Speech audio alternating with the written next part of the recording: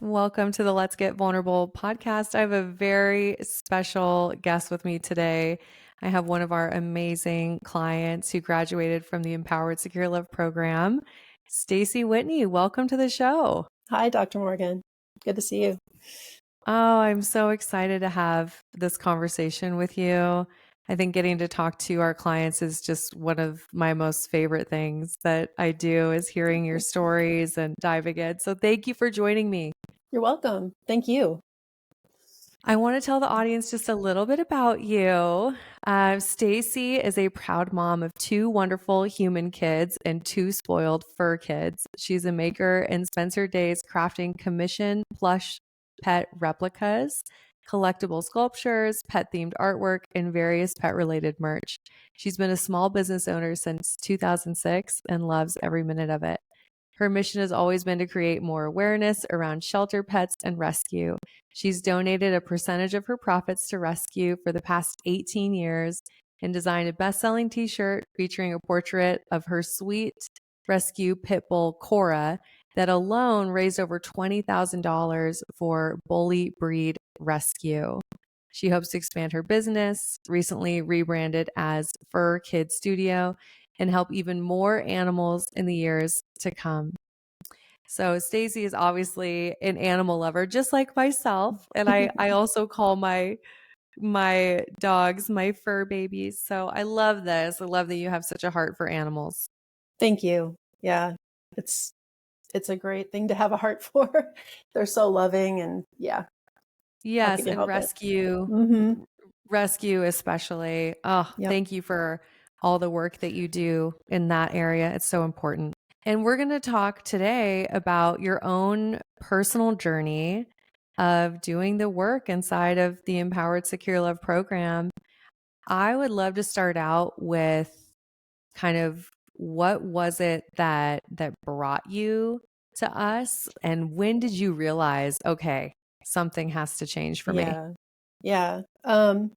Well, it's funny, before we sat down, I kind of put down a timeline of what happened. I was married for 18 years and with him for 24.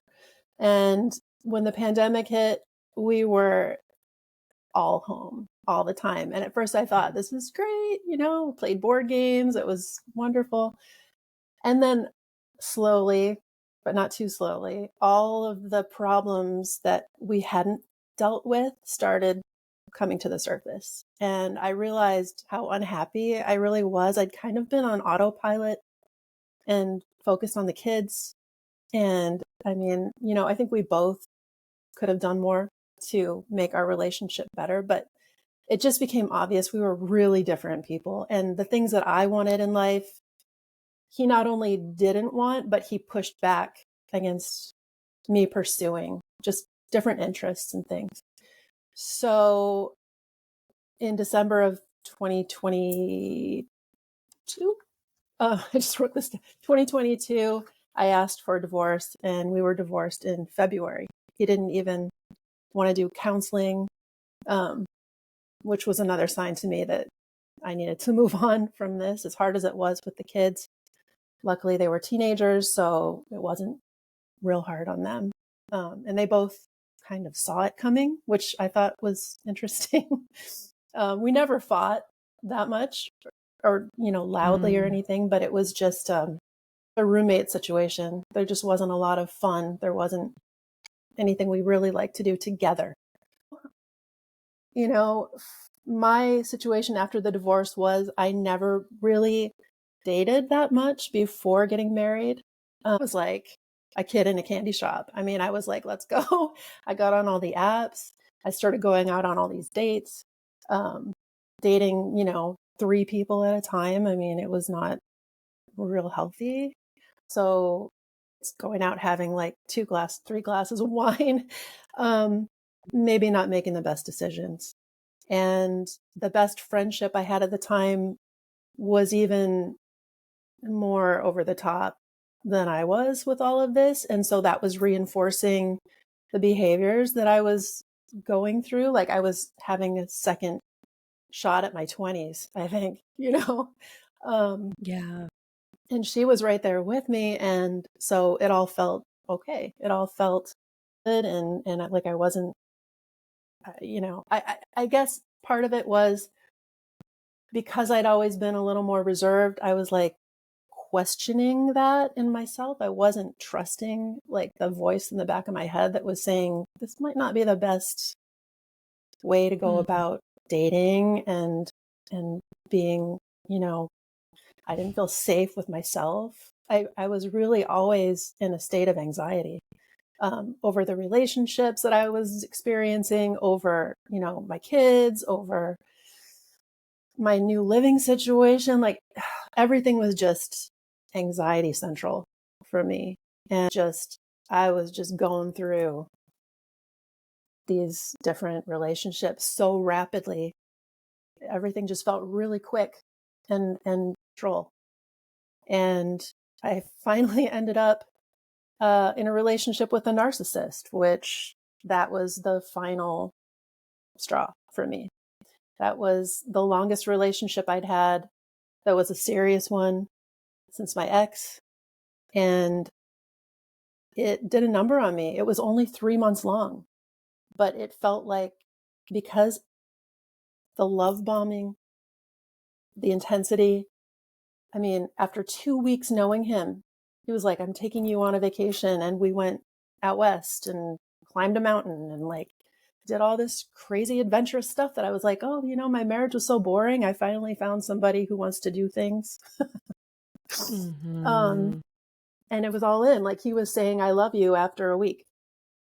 There again, the voice in the back of my head that was saying, he doesn't really know me. How can he be saying he loves me already? But then the other voice saying, oh, get over it, like, hey, just go with it. This is new. Just like, Mhm. you've been too reserved. Go on. Go do this. Go have fun. But I mean, Yes. So 3 months with hmm dating the narcissist. How did that relationship end? and I knew something. He would just say certain things that always kept me on he always kept me on edge. He was always saying like, I wish our schedules were a little bit better. It's not a deal breaker that, you have your kids certain days, but I wish we could see each other more. And he was always testing me. He was testing me. And the trip where we went rock climbing was like, I could feel him like pushing me just a little bit further every time. Like, would you go up this next hill? Would you go, like, literally, would you climb this next Mm. mountain peak with me? And was made to feel if I didn't do it, I was disappointing him in some Mm. way. And that whole vibe just kept growing and growing to the point where we were coming back from another vacation and I broke down in the car, just like crying. And I didn't even know why. Like the tears were just, and he's like, what's wrong? And I was like, I can't talk about it right now. And he just like, Mhm. one of those. Yeah. And then we stopped to get gas and he didn't turn off the car when he was filling it up. And I said, aren't you supposed to shut off the car like when we're putting gas in it? And he was like, no, that's a myth. That's just a myth. And I'm sitting in it and I'm just like, this thing's it's gonna blow up Oh my with me in the gosh. car. Um, Oh, and he would like vape marijuana while he was driving. And I'm just like, I don't feel safe with you this didn't feel person. What am safe. I doing? What am I doing? Time I'd question anything, he would act really disappointed in me that I was just being, you know, too conservative or what. I don't know, like just too exhausting. And So that was you what did felt it. you were feeling that you had to change yourself in Yeah. order to be chosen by Yes. him. Yeah. Yeah. Ugh, I do know what that's like, and I Mm, just have so much empathy that you went through that. So painful. it was a lot. It was a lot in a short amount of time. And Yeah. I I want just, to pause ooh, just for a second because yeah. I know you're so articulate. You've shared so much. I really appreciate your vulnerability. Um, Going all the way back to the relationship with your ex-husband, hmm when you said that you were realizing that you were on autopilot. Yeah. How do you I think so many people relate to that. So I'm just wondering, how do you think you get there? Is it really prioritizing the kids, prioritizing other things? But you said something too where you talked about not having arguments. And Right. I've shared before, like those are actually the couples I'm worried about, the ones Right. who've stopped arguing. Yeah. Yeah. And I knew that because growing up, my mom would always talk about this couple that she was like, they always bragged about how they never argued and they ended up getting divorced. And so that was always, and I knew, a Hmm. healthy agreement is a good thing. Um, I, the way that my ex would handle it was kind of like a put in the, like a silent, he just went silent. Stonewalling. Uh-huh. When he was upset with something and I would say, I don't understand why this is upsetting you so much. And he would just be quiet about it. And so I would get more worked up trying to figure out what I did. And that would push Mm. him further into the quiet zone and the silent treatment and all that. Mm. Never quite have that conversation with him, and frustrating. So then eventually you stop bringing things to him, or Right. you stop sharing how you feel, Right. and then Yeah. that distance just grows over time. Right. And then And that realization of the pandemic happening and having to be close, and then realizing, "Oh, this yeah. doesn't feel No, this doesn't we work." weren't even, I didn't feel like I could be friends with him. And, the things that I enjoy doing, um, I mean, it might have been a cultural thing. He grew up in Taiwan. He wasn't, he was superstitious about some things. And like personally, I'm kind of weird and I like doing like ghost hunting and stuff like that. And I started having a new circle of friends that were into that. And I understand from his point of view, like he was just really worried about what could happen, and I Mm. was looking at it more like I'm interested in history and I'm interested in like exploring these old places and finding out the stories about them. But he was really against my participating. And so I stopped asking him if I could go do these things and I just started going and doing them. And maybe that Yeah. wasn't great on my part, but I felt like I need to be myself.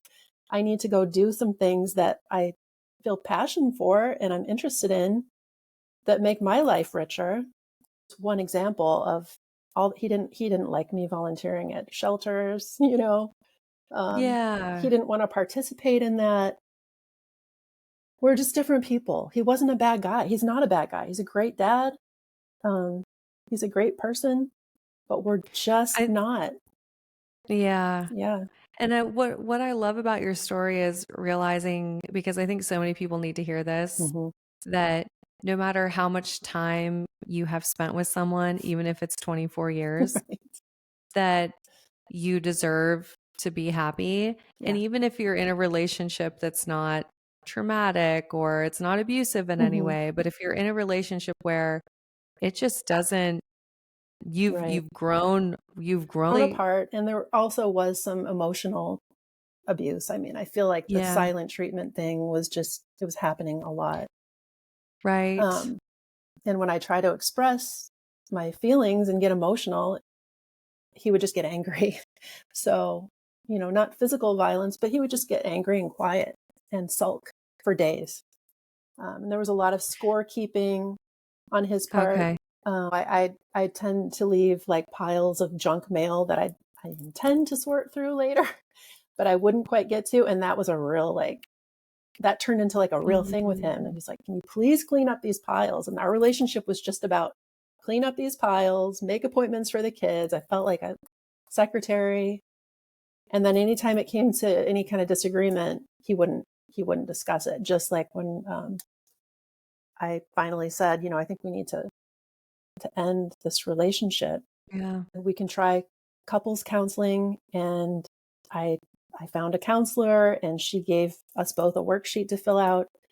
And his reaction to the worksheet was that he felt personally attacked by the questions and he didn't want to deal with it. So it was the same pattern for him, trying to maybe hash Yes, things out a little bit. you were doing the emotional labor in the marriage. it wasn't like I was perfect in it, but I Sure. do feel like I was more trying to get to like a understanding. And he just wasn't comfortable doing Yeah. that. Yeah. Yeah. Okay. And then obviously, so you told us about going through the dating Yeah. patterns, finding yourself in the relationship with the narcissist for 3 months, getting to that place where you go, what am I doing? I can't be Right. having this anxious fight or flight mode, basically what you described, right? I Hmm. can't be continuing to show up that way. Then you were done with that relationship. And then what happened after that? Um, I mean, I was physically sick for like a month after that happened. I think my whole system just was so exhausted. Yes. Um, it gave me a lot of time to just kind of lay in bed and think. Honestly, I was just like, what am I doing? And I can't keep going down this path because it's it's killing me. Like it literally, I felt like a shell. Like I just felt empty. And I don't know that the early months of 2023 were kind of a blur, where I was just trying to keep my business going and Mhm. get back to like getting physically healthy and spending more time with my kids. But I was also like still in that loop of, I need a relationship. Like I felt like compelled. I couldn't. It's so weird because I had been independent for so much of my life and okay being on my own. When I was married, I was like totally fine not being around. I don't know. There's probably a whole bunch of reasons why I was comfortable not being around him, but I never felt like I need somebody else. And suddenly, after the divorce and after going through this dating phase and the narcissistic thing, and I was still feeling like I need somebody. I didn't feel safe on my own. So I continued dating. Um, I heard your podcast on the extinction burst in the middle of all that. I had started listening to you, I think in January of 2023. When I heard that extinction burst episode, I was just like, oh my God, like that's what's going on here. And having a name to put to what I was experiencing, like validated the whole experience and made me feel like I wasn't just spinning out of control. It was part of this trying to change, but the old behavior is still kicking in, but then giving myself like some compassion about that. And that's part of the process.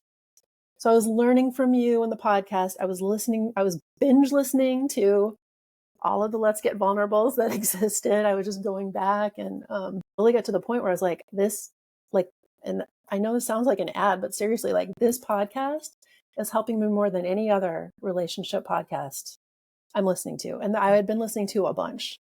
Mhm. Humor, comedy ones, serious ones. Your methods just really resonated with me, and the examples that you shared from your life made me feel like I wasn't alone and like I could do this. And I started Mhm. focusing more on some of the exercises that you had. And I just felt like this calm come over me that I had not felt. And I don't know how long.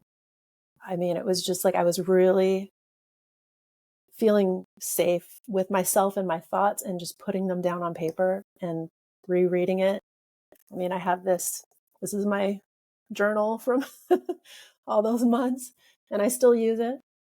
And I still reread like the relationship inventory and the things that are part of the program.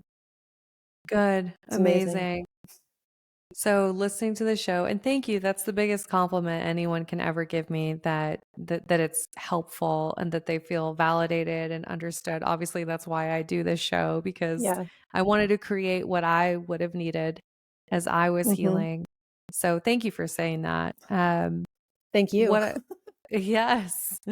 What I'm curious about is, yeah, so when you started the work inside of the program, Hmm. just like tell us about that process, because obviously I know it's not the easiest process. If it was Yeah. easy, everybody would go do this work. So yeah, what was it like for you beginning the work in the program? Well, I started the program, I think it was May of 2023. And I had just reached the end of the line with the types of guys that I was going on dates with. I'm just like, what, and in my mind at the time, I thought, this keep happening to me. Why are all these guys so awful?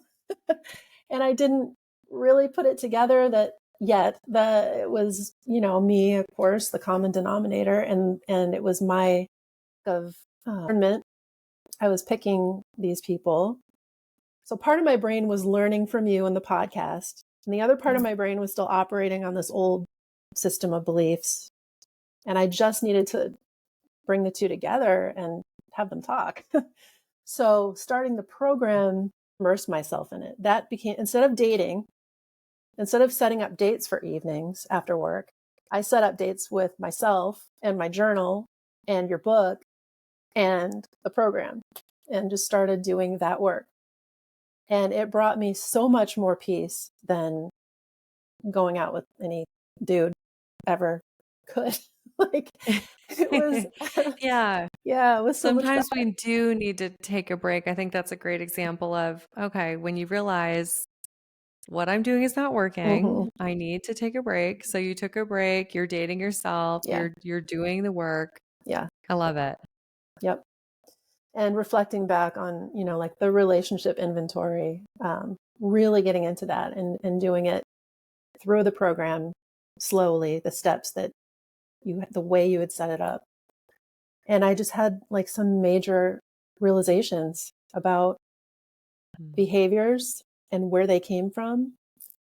And, went through a bunch of, thing kind of like not forgetting, but forgiving my parents for certain things. And that wasn't easy. I mean, I went through like, there were a couple weeks there where I was pretty angry.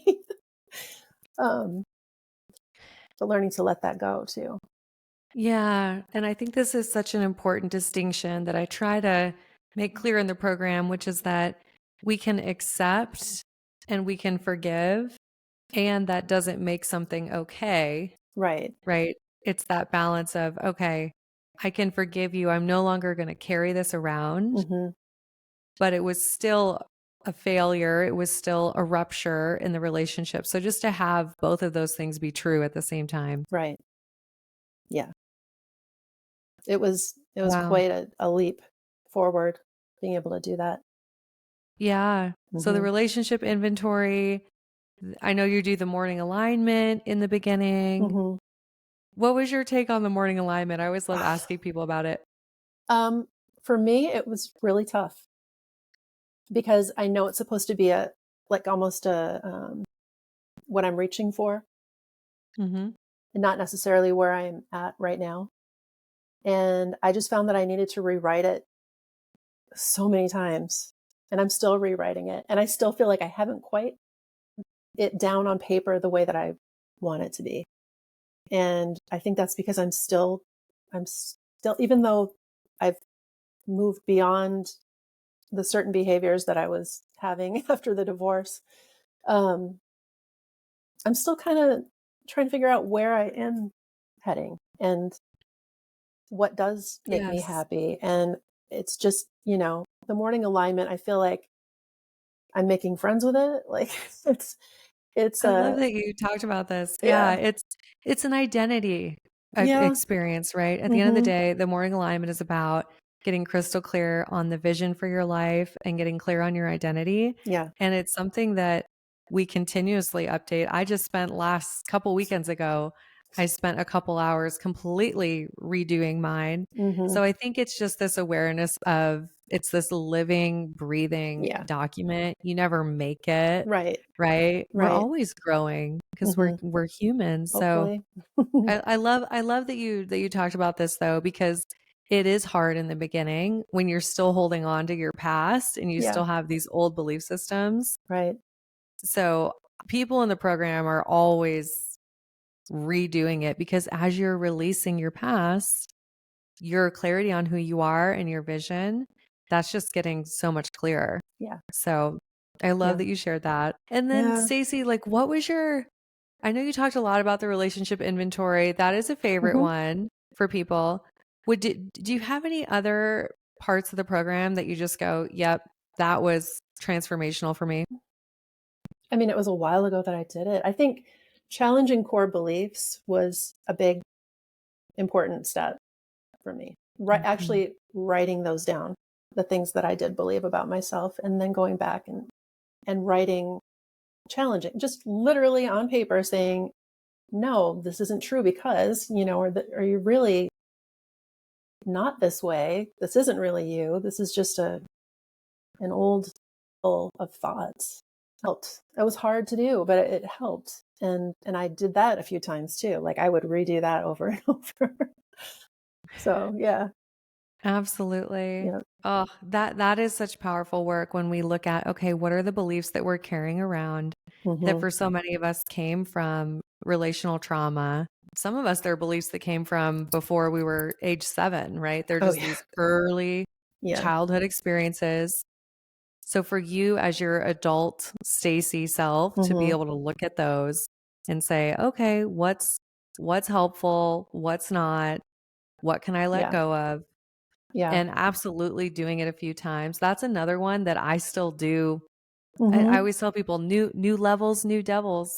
There's always That's these true. beliefs that we have to let Yeah. go of, Yeah. whatever level of your life. Hmm. So, and I want to get to the current place you are too. I want to talk a Yeah. little bit Yeah. about that, but So anything else um about the program? I think having a photo of yourself, finding a photo of yourself as a kid and putting it somewhere where you can see it. I put that on my fridge. I mean, I found the best picture, and that letter to my younger self was really great. I can't believe how powerful that was.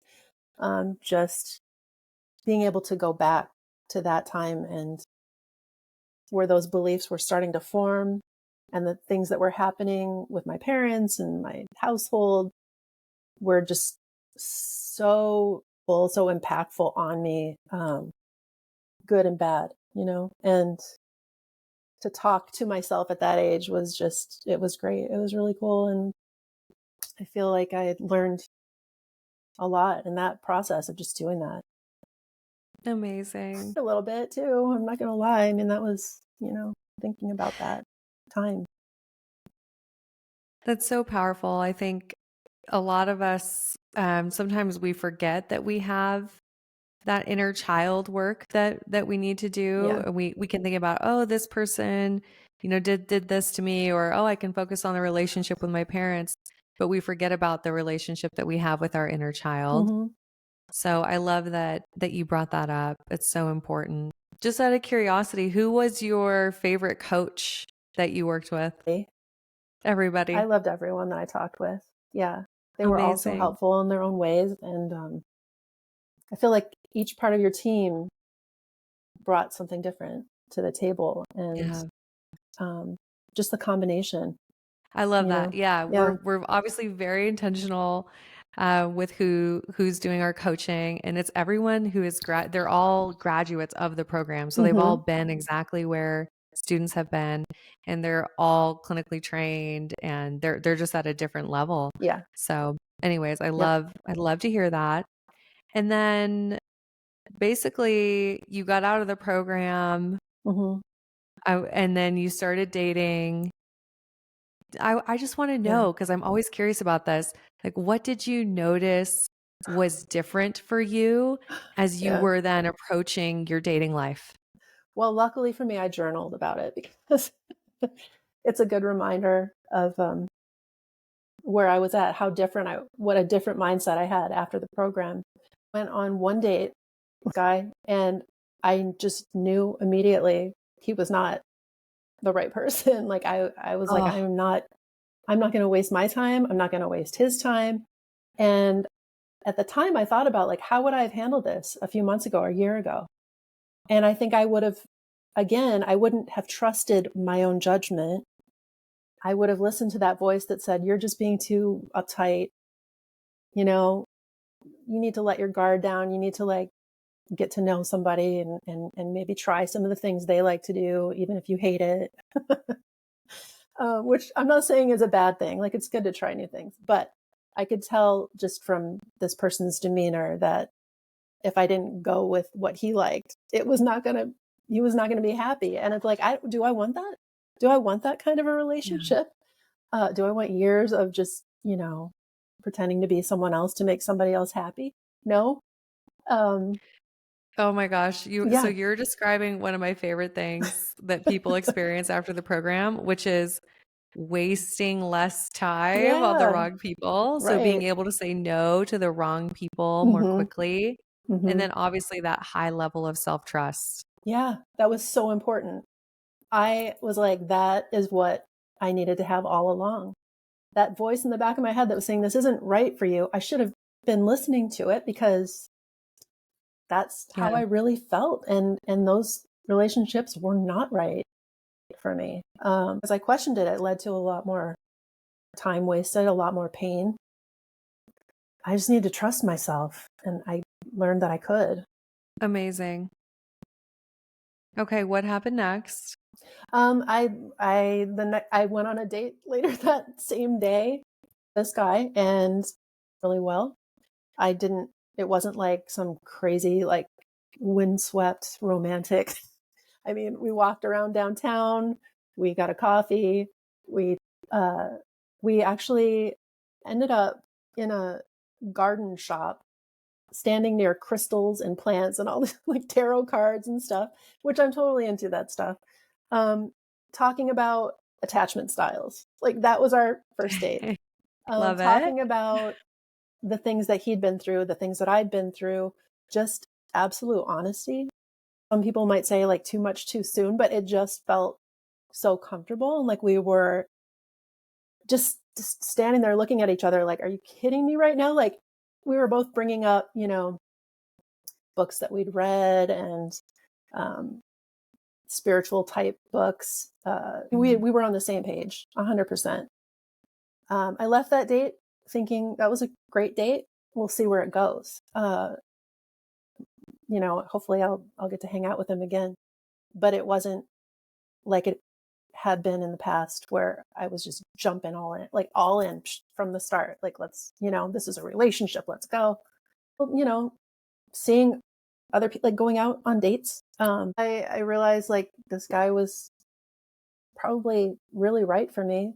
So I stopped all that other stuff really quick, and we were exclusive. Uh, but this is not like, a fairy tale romance thing, because there were a couple things, financial issues that gave me some pause, and I ended up breaking up with him in October. So it was from July to October that we were dating. I just, I got beat about his financial situation. And instead of giving him a chance to talk about it with me, I texted him and said, this isn't going to work out. I don't see this going anywhere in the long run. Financial thing is just too much for me. I'd grown up with a lot of financial instability in my household, and I was freaked out. So that was that. But then, what was it? January. So we broke up in October. In January, I was rereading a lot of stuff in the program. I actually went through a lot of it again, realized like that financial stuff, it's not ideal, but everything else about this person was so right on for me. The way I felt when I was with them, conversations we were able to have that went for hours about like really deep stuff and not surface level. Just, I just missed him. I missed him a lot. And I texted him and I said, I don't know if you're going to want to reply. It's okay if you don't, but I think maybe I have done what I did. I need to talk with you. And luckily he was up for it. So we ended up meeting for coffee, and it's the beginning of, luckily he gave me a second chance. at this, and he didn't make it feel like it was a second chance. Like that's my wording. He had missed me too. And, um, Hmm. yeah, we both just were so happy to see each other and spend time again. And we're still going. It's January. So almost a year of being Amazing. back together, but I've known him now for like a year and a half. So, um, Oh, Stacey, yeah, I love that you shared this because even in healthy, secure relationships, it's never perfect, right? I think sometimes no, people think no, secure and they associate it with perfection.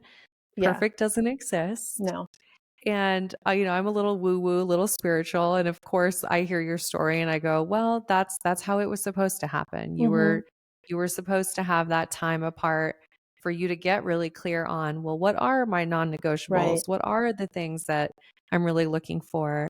And so you took that time apart, you have the clarity, mm-hmm, and now you're back together, right? I mean, yeah, I think that's a beautiful example of secure attachment ownership. mm-hmm, You could have been all in your head about, oh, I don't want to go back to him. I don't want to make him think I'm coming. Like you could have had all these crazy things, but yeah, you showed up in a really secure way and you said, I missed you, and you took yeah, ownership. And I just yeah, think what a beautiful real life mm-hmm. love story. Well, where you have to write down all the things that you want in someone and have your non-negotiables, your five, I think it's five, right? Yeah. Um, Looking back at those, and before we talked today, I went back again and looked at my list, and seriously, like every non-negotiable, he hits it, every single one. Um, Amazing.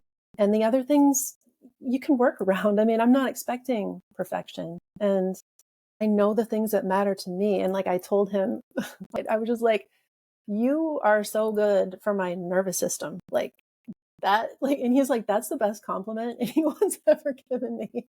But it's so true. Like, as somebody who deals with anxiety and, all of that stuff, I feel so, him, and like I can just Good. be who I am, and whatever. Like, it's fine. It's all fine. So, I'm so yeah. curious if you had met him, I always like to ask this question, and we never know.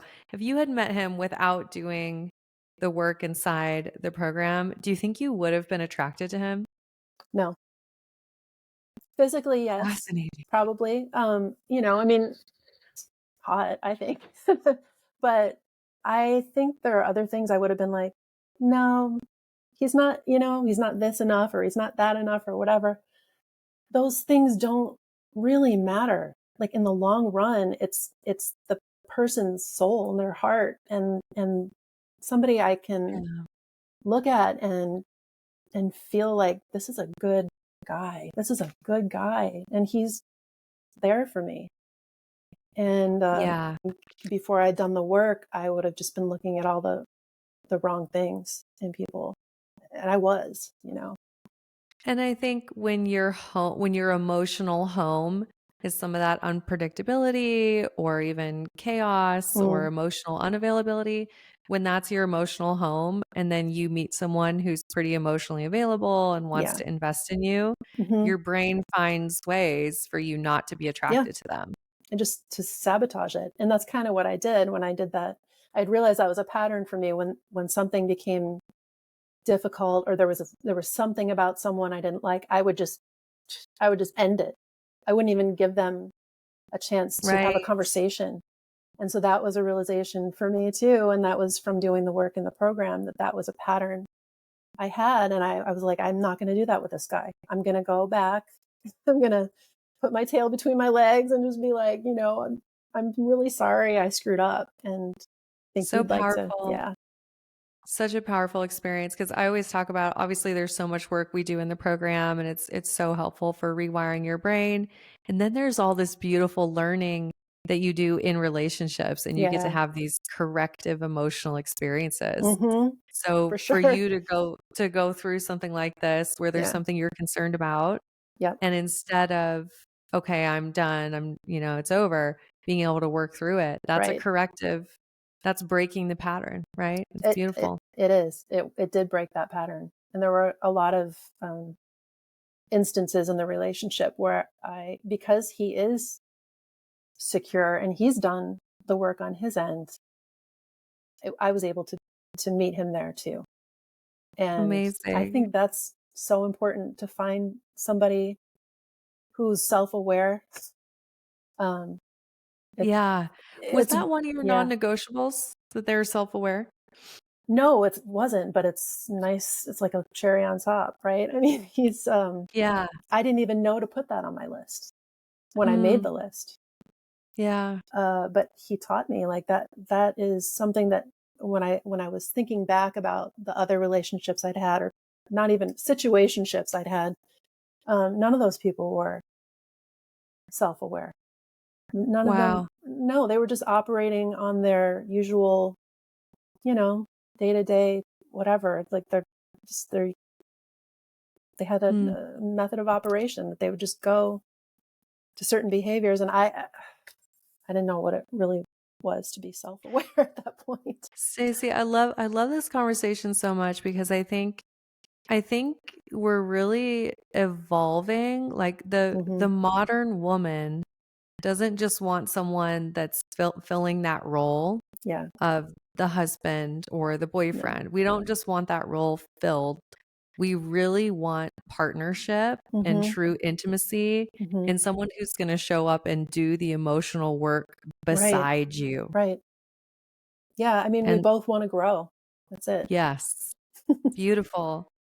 Oh, I have goosebumps for you. I'm like just so happy for you, Stacey. Oh, Thank you. I I mean, love I'm it. happy too. But it's a realistic happy. It's not a fairy tale romance, Yeah. like float away, and Yeah. having all kinds of projections onto him of what I expect him to be for me.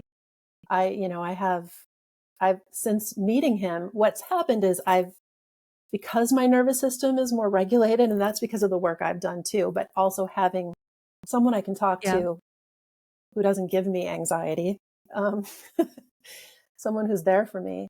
I feel like other parts of my life have really started to flourish. Like, I've rebranded my business, I've grown it, I've started doing a lot more. I have a business group that I go every week, and we have coffee, talk to Amazing. them. I do other group stuff, and um, have really I've taken more trips on my own. I just feel like I'm starting to really be comfortable with me. Mm. Um, Yeah. and it's, again, it's partly because of the program, the work that I did on my own, but it also helps to have somebody in your life who you care about, who supports It's you. both. Yeah. It's absolutely both, right? Of taking ownership of our role, doing the work on ourselves, Yeah. and then also when you attract that person Yeah. who can help you co-create a Yes. secure attachment, then I love how you described that's also helping you step into your, I like to call this your secure love era of your life, Hmm. where you also have all these other interests and everything Yeah. else in your life feels really good because it's not just about the relationship. It's No. about you as a whole person. Right. Yeah. Right. I mean, Beautiful. yeah, we don't spend every day together. I see him once or twice a week, and then we have stuff to talk Amazing. about, when we get Yeah, as together. Esther So, Perel yeah. says, desire needs a bridge to cross. Yes. It's When true. we are secure, we have that space. We're not spending every second together. We No. have that space. Yeah. Hmm. I And it's a love it. totally different way of thinking about relationships than I Yes. had in the past. And it's great. Amazing. Yeah. This is the best. Oh, I feel like I could talk to you for another hour. I don't have another hour though. So I just want to ask you because I feel like you have such good wisdom here. For somebody listening who might be in a similar place, maybe they've been in a marriage for a really long time Hmm. and they've just been kind of on that autopilot place you talked about. Like, what would you want them to know? Should listen to your podcast, like Go binge all the all the episodes. episodes. Yeah. Okay. Because that was a springboard for me.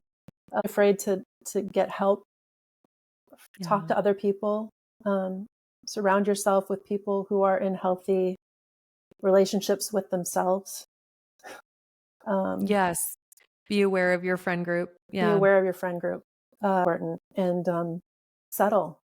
Don't just accept it because it's something that you're supposed to do. I do feel like I got married because it was what I was supposed to do. Grateful for it because I have two amazing kids that are like the best in the world. Brilliant, funny, awesome kids. I look back and I just feel like, I don't know, maybe I was just a different person then and I've evolved into my real self now. It's just taking time. But you don't have to settle for something that's not making you glow and be radiant and be happy, truly happy. And you should be allowed, you should be able to enjoys who you really are and doesn't push back against it. Beautiful. Such good advice. Oh my gosh. Yes.